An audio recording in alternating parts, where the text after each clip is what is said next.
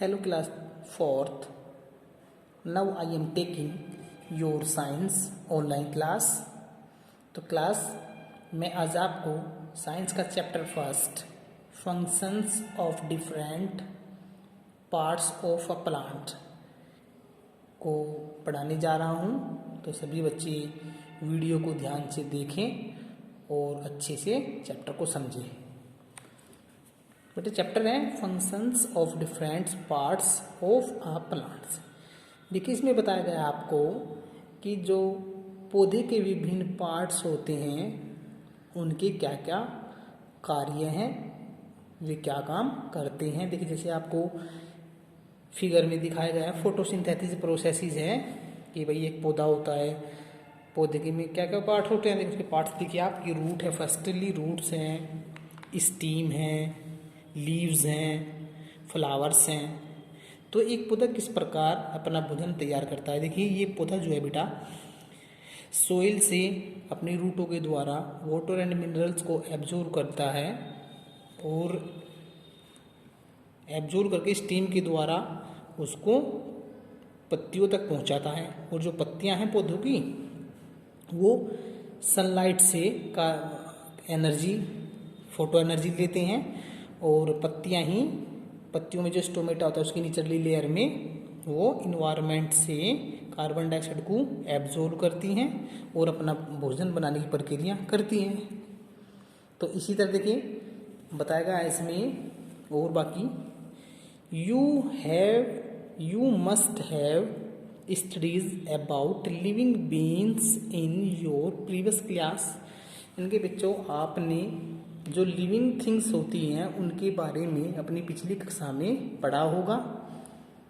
Living beings can be placed in two groups. जो आपकी जीवित प्राणियां हैं या जीवित प्राणी हैं उसको दो भागों में बांटा गया है। फर्स्ट है आपका प्लांट्स एंड एनिमल्स। देखिए जो प्लांट्स हैं आपकी वो भी लिविंग थिंग्स हैं, जीवित वस्तु हैं या सजीव वस्तु हैं।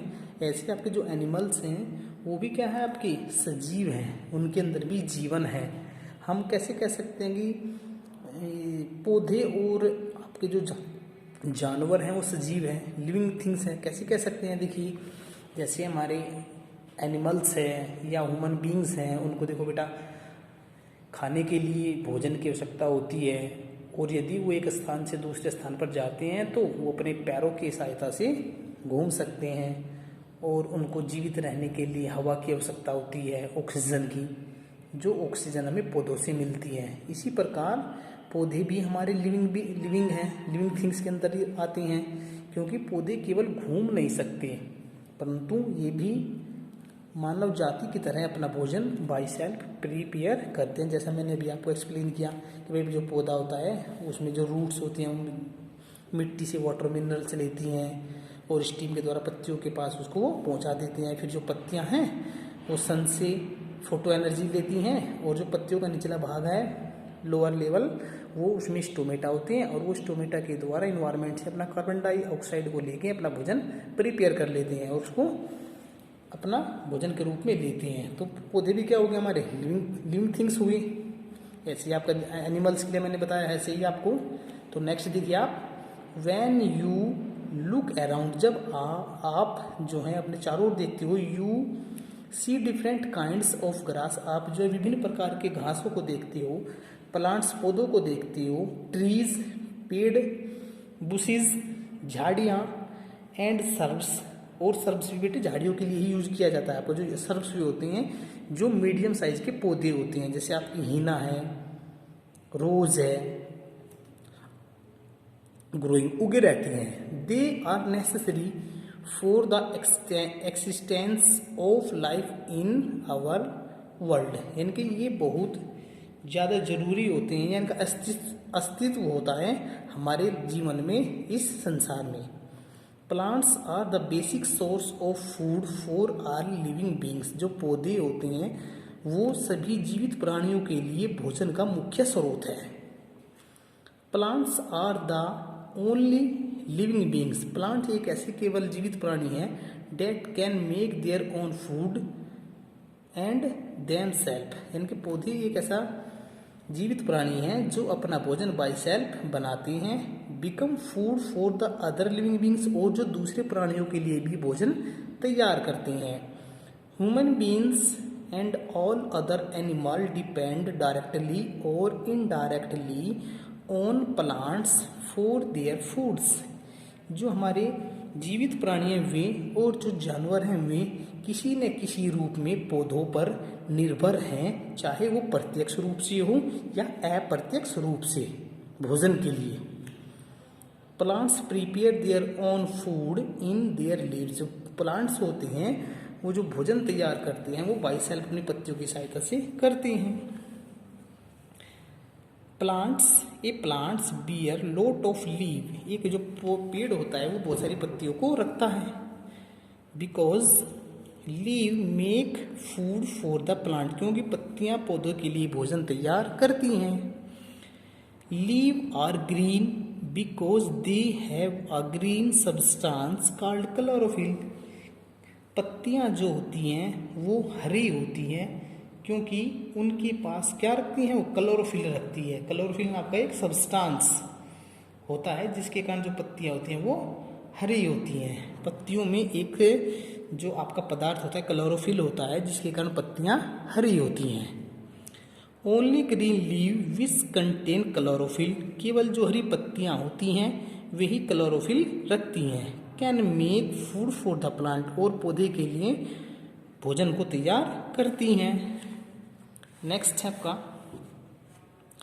Food making in a plant. अब देखिए आप जो एक पौधा होता है वो कैसे या किस प्रकार अपना भोजन तैयार करता है।